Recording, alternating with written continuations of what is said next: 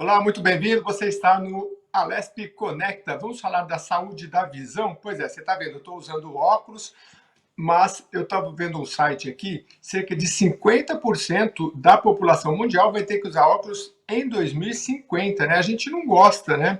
Mas fazer o quê? Tem a ver com a idade? A gente pode, durante a nossa vida, ter alguns hábitos importantes para a nossa visão? O programa de hoje vai falar justamente sobre a saúde da visão e também falar sobre alguns mitos e verdades com uma especialista. Já está com a gente, doutora Francine Veiga, oftalmologista. Muito obrigado por nos atender. Muito obrigada a você, Jeremias, pela oportunidade de estar falando com vocês hoje. Obrigado pelo seu tempo, viu, doutora? Vamos ver se nesses 30 minutos a gente consegue ajudar tanta gente aí que durante a pandemia, né, inclusive estresse. Depois eu queria perguntar um pouquinho se a nossa visão tem alguma conexão com o nosso sistema nervoso. Mas a minha primeira pergunta é a seguinte: quais são os principais problemas da visão? Percentualmente, dá para a gente classificar? Na verdade, nós temos basicamente 3 erros refracionais, como a gente chama, né? Que são as pessoas hipermétropes, as pessoas míopes e as pessoas que têm astigmatismo. O astigmatismo é quando a pessoa enxerga um pouquinho embaçado, quando ela não tem muito aquela nitidez. Isso tudo depende do tamanho do grau, quer dizer, quanto grau essa pessoa tem. Se o grau é mais baixo, esse distúrbio pode ser leve, se ele é mais alto, esse distúrbio vai ser mais, incomodar mais no dia a dia. O astigmatismo ele pode coexistir com as duas outras alterações, né, aberrações que a gente chama, que são a miopia e a hipermetropia. Na hipermetropia, a pessoa, dependendo do grau, ela não enxerga tão bem nem para longe, nem tão bem para perto, que é aquela pessoa que tem uma lente positiva. Na miopia, a pessoa enxerga bem para perto e enxerga mal para longe. E o astigmatismo, como eu disse, ele pode coexistir com essas duas situações. Então, a pessoa pode ter astigmatismo e miopia, astigmatismo e hipermetropia.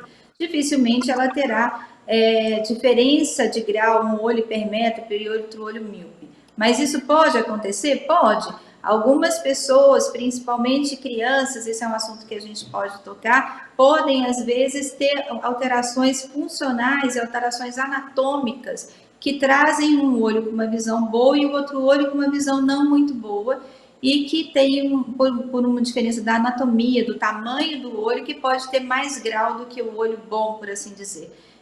Algumas vezes essas pessoas, antigamente, né, hoje ficou tudo muito mais fácil, a gente tem mais acesso à oftalmologia, algumas pessoas se descobriam com baixa de visão quando iam tirar carteira de motorista, por exemplo, porque aí eu fazia exame e percebia que um olho não enxergava tão bem quanto o outro. Hoje, felizmente, né, com todas essa facilidade, essas campanhas de prevenção, a gente consegue minimizar esses achados, essas baixas de visão. E nesses 3 pontos principais que a senhora colocou, qual é a importância da carga genética e da idade?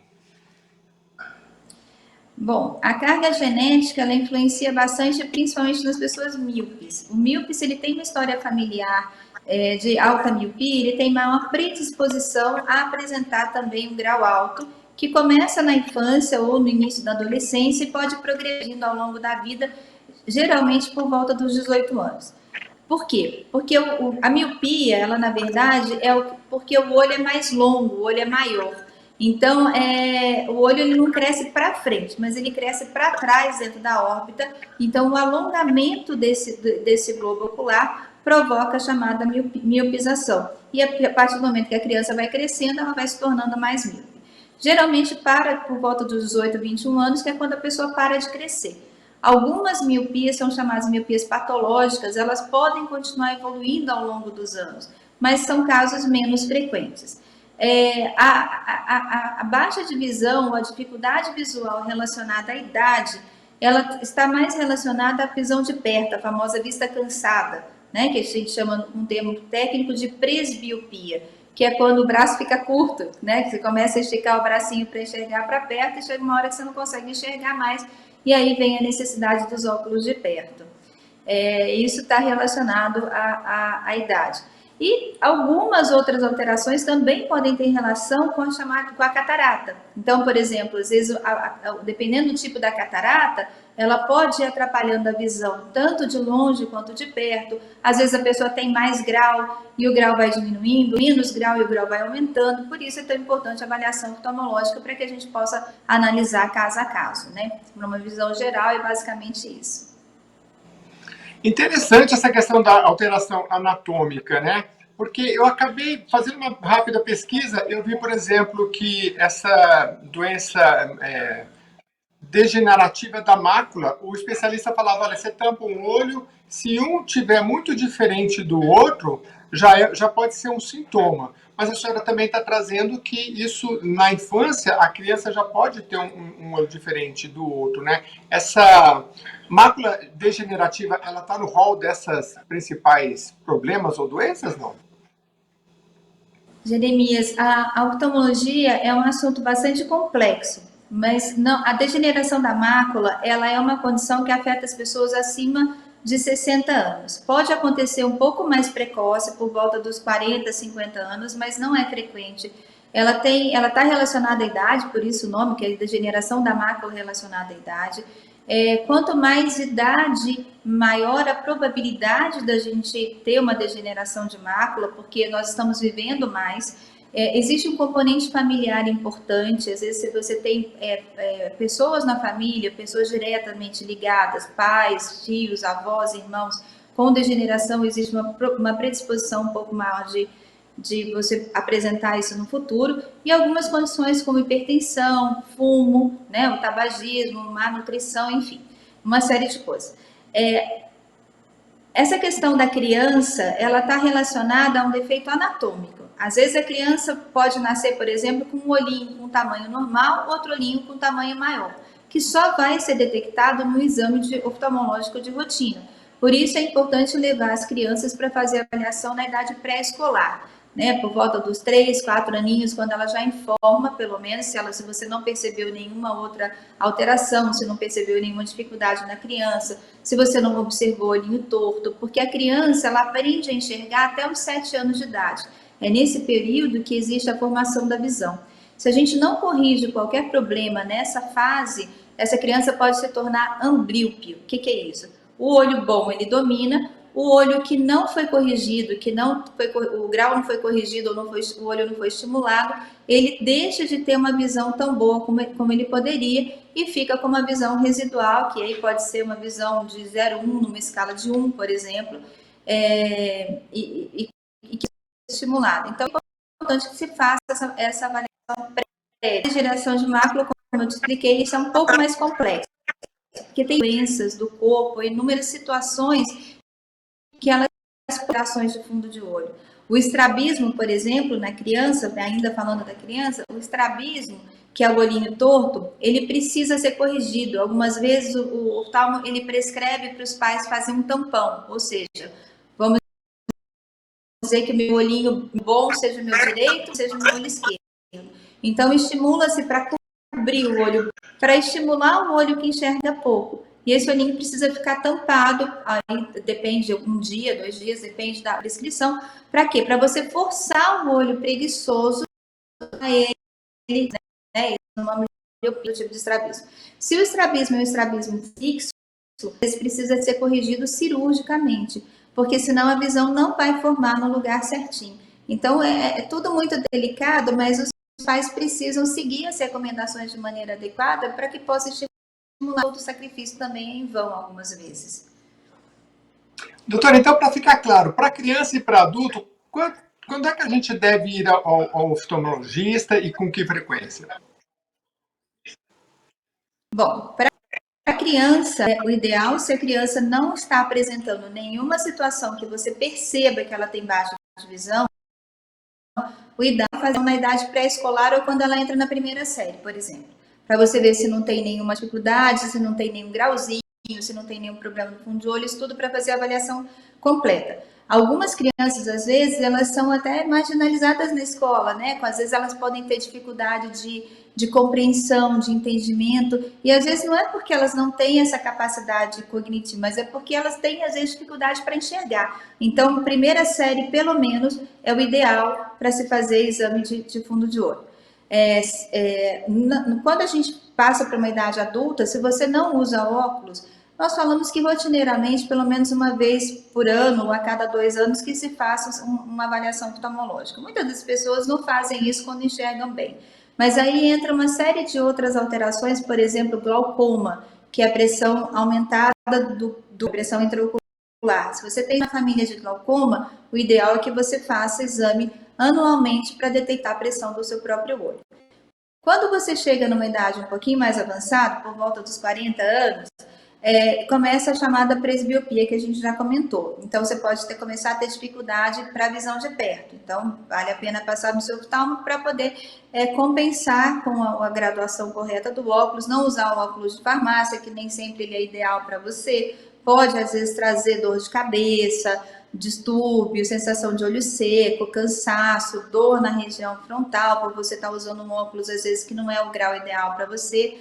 E a partir dos 40 anos também aumenta a incidência dessa pressão intraocular alterada, né? Então, você pode começar a desenvolver ou apresentar glaucoma a partir dos 40 anos. Então, a partir dos 40, o ideal é um exame oftalmológico de rotina anualmente.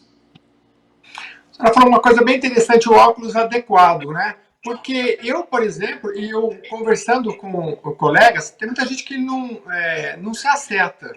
E aí eu já estou com 4 óculos assim. Aí, porque você faz o óculos para, que é tudo junto, eu esqueci até o nome, para perto, meia distância, é multifocal. É difícil, porque eu não sei de onde tiraram, eu fui ler a respeito. O que acontece? O multifocal, antigamente tinha aquela coisinha aqui embaixo assim, né? Só que assim, para você ler, você vai ter sempre que levantar, porque aqui eu vejo lá, meia distância, mas para ler está aqui embaixo. Então, que nem eu estou no computador agora, tem que ficar com o pescoço para cima. Mas é o jeito. O ideal é que a gente tente se acostumar, doutora, com esse multifocal, quando precisa. Os óculos focais, na verdade, eles têm as 3 distâncias. A visão de longe, a intermediária e a visão de perto. Às vezes acontece, por exemplo, como você acabou de me mostrar que você está tendo que levantar o queixo para poder enxergar o computador, que a montagem do óculos não está tão boa para o tamanho da sua armação. O que acontece? A gente tem, primeira coisa, um óculos multifocal, você tem que colocar ele no rosto e colocar na sua posição de conforto, que nem sempre é a posição que a pessoa coloca no seu rosto, que às vezes ela coloca muito próximo aqui do nariz, encostando na sobrancelha, encosta, incomoda. Então, a posição tem que ser a sua posição de conforto. Vai medir o centro da visão, que é bem no meio da pupila, para saber a distância certa que vai ficar a visão central. E dali, ela desce um pouquinho, que é mais ou menos 2 milímetros, 3 milímetros, para a visão de perto. Quando o óculos tem uma lente muito grande, às vezes essa visão de perto ela fica muito baixa na lente. Ou quando ele não foi medido de maneira adequada. É por isso, Elimice, às vezes a gente tem que levantar o queixo para poder enxergar de perto. E é por isso que algumas pessoas, às vezes, não se adaptam ao multifocal. Além disso, tem uma outra situação. Tem muita gente que, às vezes, prioriza uma armação muito legal, uma armação bonita, e aí acaba depois economizando um pouco na qualidade da lente. Hoje existe uma gama variadíssima de lentes multifocais. E o que é importante numa lente multifocal é o desenho dessa lente. Quanto mais tecnologia ela tiver, mais conforto e mais adaptação ela vai ter. Por quê? Porque ela parece um corpinho. Você tem a busto, que é mais ampla, a cinturinha que desce um pouquinho, que é intermediária, e abre para o campo de visão de perto. Se esse campo ele for muito estreito, quando você começa a ler algumas lentes mais antigas, você começava a ler, você tinha que ficar na cabeça. Conseguia, às vezes, ler uma sentença inteira. Então, isso depende do formato da lente, da qualidade. Não que a qualidade da lente não seja boa, mas é o tipo de essa lente que vai te dar o conforto do campo de visão. Os óculos que tinham a divisão, eles são chamados bifocais. Hoje, realmente, eles são muito menos utilizados do que eram antes, né? Mas tem gente que ainda prefere, porque tem algumas pessoas que não se adaptam com essa coisa de você não saber onde está a transição. E muitas das vezes isso está relacionado realmente à montagem do óculos. Agora, fica um alerta que as boas empresas, as boas companhias de lentes, né, que a Essilor, Roya e todas elas dão garantia no seu multifocal. O interesse da própria empresa é que você se adapte aos óculos. Então, se o seu óculos não está bem montado, volta no seu médico oftalmologista, pede para ele checar o óculos. Às vezes pode ser o que eu falei, às vezes o grau está certo, mas a montagem não está tão boa. Mas ele vai testar, colocar o óculos no seu rosto, vai testar e, se for o caso, faz uma cartinha para a ótica pedindo que essa lente seja corrigida. E isso, a própria ótica, a própria empresa da dona da marca das lentes que você comprou, elas se responsabilizam por essa troca. Então, essa é uma dica legal aí para que a gente possa usar. Porque o óculos multifocal, às vezes, o valor é superior e a gente tem que se adaptar. O que a senhora falou é muito interessante. Inclusive, porque essa coisa também de ler, então eu estou entendendo que muitas vezes, para ler no computador ou no livro, depende também da distância, né? Porque, de repente, eu posso ler mais longe no computador ou no livro, né? E utilizar a intermediária. E se eu estiver bem perto, aí sim eu vou utilizar o último espaço. Acho que seria isso, né? Isso, exatamente. Porque assim, a gente tem que ter uma distância de conforto, né? Que você possa fazer tudo isso. Tanto ver o computador, você possa, por exemplo, cortar sua unha da mão, cortar a unha do pé, né? Então você tem aquela distância que são as coisas básicas do nosso dia a dia. Às vezes, sei lá, pregar um botão, se ela está muito próxima na visão, você tem que chegar muito perto. E aí, se ela estiver muito longe, se estiver tendo que afastar muito o braço, é porque aquele óculos já não está legal, é porque o grau já está ficando fraco. E aí você precisa fazer um novo exame para poder fazer uma nova lente, né? No caso, novos óculos.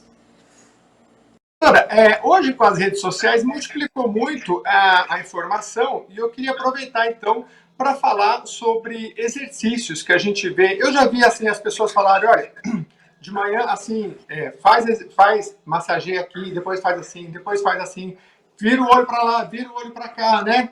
O que dá para dizer que é saudável, dá para fazer, ou pode ter até exercício que não é? Porque geralmente a gente vai no oftalmo, eu não sei, né? Mas estou falando de uma experiência muito pessoal. Eu nunca vi um oftalmo falar, olha, faz esse tipo de exercício. Embora a senhora falou aqui, tem casos que põe até uma proteção, então é uma questão física também. Mas, de forma geral, existem exercícios, o globo, ele é um músculo, ele precisa se exercitar. Ah, já vi também, olha para cá, olha longe, né? Tem que olhar longe de vez em quando, porque hoje a gente fica muito limitado, enfim, né? A gente tirar algumas respostas que são bem interessantes. O olho, ele é como todo outro órgão, e ele tem, na verdade, 6 músculos. Ele tem 2 músculos inferiores, 2 superiores e 2 laterais. E esses músculos, não é que é alongamento, porque a gente faz isso o tempo inteiro. A partir do momento que você olha para um lado, olha para o outro, para cima e para baixo, no seu dia a dia a gente faz isso milhares de vezes. Então você não precisa exercitar os seus músculos para uma saúde ocular, tá? O músculo mais importante que a gente tem, quer dizer, mais importante, um músculo que nos dá adaptação visual, que é a visão de longe, de perto, é um músculo interno do nosso olho. Então é um músculo que ele está ligado à lente própria, que é o cristalino, que no futuro ele faz a catarata, e esse músculo nos dá acomodação. É por causa dele que a gente consegue enxergar de longe e enxergar de perto. Que ele vai perdendo a função a partir disso que a gente vai ficando pressa, entumecimento do cristalino, coisinhas aí que não vem o caso. Então a gente não precisa desses exercícios. A gente tem que tomar muito cuidado com o que tem na internet, porque nem todas as informações da internet elas são saudáveis, né? Existem, infelizmente, algumas pessoas que às vezes propagandeiam que você tem que ficar olhando para a luz do sol para poder melhorar a sua retina, melhorar o cristalino. Isso não existe. O sol ele é uma fonte de energia, ele é importante para o nosso organismo, para o nosso corpo, para a nossa visão em termos de qualidade, porque quanto mais luz, melhor você enxerga. Sol direto nos olhos, ele pode, inclusive, provocar queimaduras graves, né? Então, a gente não deve ficar olhando para o sol, principalmente sem piscar. Voltando no assunto de pandemia, de uso de computador, de necessidade de olhar para longe e tal, existe sim uma necessidade muito grande da gente ter uma vida outdoor, né? Ou seja, uma vida ao ar livre, principalmente para criança. Existem alguns trabalhos que já mostram que a futura geração ela vai usar mais óculos, como você já disse lá no início. A miopização, ou seja, as crianças estão se tornando mais míopes. Por quê? Por causa dos dispositivos móveis. Então, as crianças estão ficando mais míopes pelo uso dos dispositivos móveis, computador, celular, tablet, principalmente celular. Então, o uso do celular, ela faz com que você fique mais focado na visão de perto, e isso está aumentando esse comprimento axial do olhinho das crianças e miopizando mais. Então, tem vários trabalhos no mundo inteiro mostrando isso. É muito importante que as crianças brinquem ao ar livre para que elas possam desenvolver o olhar de longe. Então, assim, esse é um apelo para os pais, padrinhos, amigos que levem os filhos e os amigos para poder passear na rua, para brincar, para jogar bola, para que elas possam aprender a enxergar de longe e ter uma boa qualidade de visão, diminuindo a miopia, que é uma condição que realmente limita, né, as crianças, e o uso de óculos ninguém gosta, né, no final das contas, a gente usa porque precisa. Exatamente. Agora, doutora, então, para fechar esse capítulo aí de indicações pela internet em relação a exercícios, de modo geral, a gente não precisa, então, e não há comprovação científica que rodar os olhos, ou olhar para perto, depois olhar para longe, fazer isso 10 vezes, tem várias coisas, pegar bolinhas coloridas e você vai olhando ela. Algum desse exercício tem comprovação científica ou não precisa fazer nada disso? Não, na verdade, sim, não tem nenhuma comprovação científica que vai para estimular a sua visão. Fica muito tempo no computador, né? E hoje em dia a gente passa muito mais tempo. O que é recomendado é que você pare um pouco nos intervalos. Por que eu estou falando isso relacionado ao exercício? Porque quando você fica muito tempo focado, você pisca menos, o seu olho está mais concentrado, você tem mais probabilidade de ter a chamada síndrome do usuário de computação, que é fadiga, dor de cabeça, sensação de olho seco, até lacrimejamento, olho vermelho. Então, para isso, sim. E a gente recomenda que o ideal é 1 hora, mas ninguém faz a cada 1 hora, mas a cada 2 horas de tempo que você pare um pouco, aí sim, você pode olhar um pouco para a direita, para a esquerda, para cima, para baixo, para você alongar esses músculos que estavam retesados. É a mesma coisa que você estivesse fazendo exercício físico intenso, carregando um peso. Tem uma hora que você tem que se alongar. Então, é um alongamento para você tirar aquela concentração e melhorar a sua qualidade de visão e piscar mais. Também, uma outra opção, se você não quer ficar fazendo exercício com os olhos, é levantar, tomar um café, tomar uma água, sair daquela posição que é saudável, inclusive, para a sua circulação, para você não ficar tanto tempo sentado. O computador ele traz muita luminosidade, né? Antigamente ele lia mais no livro. Eu já acostumei ler até livro, né? Mas é muita luz. Por exemplo, esse ambiente que eu estou, é bom ter uma outra iluminação em volta para, por exemplo, de noite não ficar só uma luz.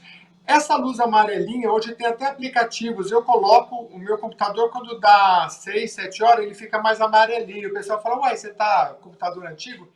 E vale a pena usar isso? Em relação à luz, que cuidados a gente pode ter? Vale super a pena, Jenny. Por quê? Porque pensa que antes a gente acordava cedo, passava o dia inteiro acordado e ia dormir. Então você dormia por volta das 10 horas da noite e dormia a noite inteira. Hoje a gente fica muito mais tempo no celular, e as meninas, adolescentes, e às vezes até os adultos ficam até a madrugada usando o celular, e a gente está usando mais luz. O nosso olho, ele precisa de descanso e ele precisa de escuro para poder renovar as nossas células. Então, esse aplicativo, o Retina, que tem no computador, por exemplo, da Apple, sem nenhum interesse nisso, mas em outros computadores, eles fazem o quê? Diminuem a emissão da luz azul. A luz azul é uma fração da luz branca, que é a luz que é mais danosa para o nosso olho. E toda luz branca emite luz azul. Algumas lentes de óculos, inclusive multifocais, têm, inclusive, agora colocado um filtro de proteção de luz azul para usuários de computador, para você tentar quebrar um pouco a incidência da luz azul no nosso olho, porque a gente não sabe se isso a médio ou longo prazo pode levar a outras alterações futuras, como, por exemplo, degeneração de mácula, que é uma fotoxidação da retina, ou seja, você tem um trabalho acentuado por conta da luz, e isso pode levar a uma degeneração do tecido e trazer uma baixa de visão. Então, isso que você faz é super adequado. É sim importante ter uma luz ambiente, que a gente não fique com a sala escura, olhando só na luz do computador, até porque cansa mais, né? E, como eu disse, a gente pisca menos quando a gente está entretido no computador, seja lendo, vendo filme que for, ou trabalhando. Então, a gente precisa do piscar para renovar a hidratação da nossa córnea. A gente precisa disso para qualidade de visão. O ressecamento ocular, ele dá muito desconforto, às vezes dá a sensação de borramento visual, intolerância à luminosidade. Tudo isso pode vir com o chamado olho seco, e que algumas pessoas que às vezes já têm um pouco e estão mais expostos a elas acabam piorando também nesse sentido. Então, faça isso mesmo e continue com sua telinha amarelinha.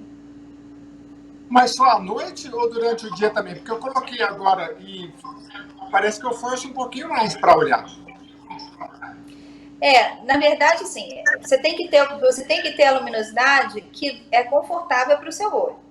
Então, se você... não é que todo mundo vai usar uma tela amarela, você vai usar aquele contraste que é melhor para você. Tem pessoas, por exemplo, que às vezes têm um pouco mais de dificuldade de visão ou tem uma visão um pouco mais baixa. O computador, você sabe que você pode mudar fundo, né? Você pode colocar amarelo com preto, laranja com roxo, enfim, você pode colocar como você quiser. O preto no branco, com uma boa iluminação, é aquilo que a gente enxerga com mais qualidade. Mas isso vai de pessoa para pessoa e varia de conforto para conforto, que é muito pessoal. Então, não é que você vai usar isso o tempo inteiro. E a tela não precisa ficar amarela escura, é só essa proteção leve. Mas se não está adequado para você, não está ideal para esse momento do dia, não use. E assim, quanto mais luminosidade a gente tem, mais intensidade, mais brilho a gente tem, mais confortável é para enxergar. Mas é aquilo que eu te falei. Um pouco de fadiga, ele também vem do uso exagerado de dispositivo móvel. Então, às vezes, se está dando muita fadiga, para um pouquinho e volta, que é melhor do que você só diminuir a luz. Eu sou assim, doutora, eu saio, ando de moto aqui na capital paulista, a senhora está em Ribeirão Preto, tem dia que eu olho as placas e falo, nossa, hoje eu estou enxergando bem. E tem dia que eu olho e falo, nossa, não estou. Aí depois eu percebi, tem dia que está mais sol, brilha, se enxerga bem. E a gente, com o tempo, vai percebendo essas nuances. Quando está bem jovenzinho, não faz diferença alguma. Eu conversei com a doutora Francine Veiga, oftalmologista, mestre em educação e saúde, médica que atua em Ribeirão Preto. Quero agradecer bastante a sua presença, foi muito ilustrante para a gente aqui. Se a senhora tiver algum tema para encerrar aí, porque eu abri falando dos principais erros, né? Talvez a senhora se lembre de coisas que a gente faz e que não seja tão bom para a saúde dos olhos. Bom, para começar, eu que agradeço muito a oportunidade de estar falando com vocês, foi uma conversa muito gostosa. É sempre bom falar sobre problemas oculares, né, e principalmente de prevenção. Então, acho que o mais importante aqui é previna-se, visite o seu oftalmologista com regularidade. Vou deixar um apelo aqui para as pessoas diabéticas.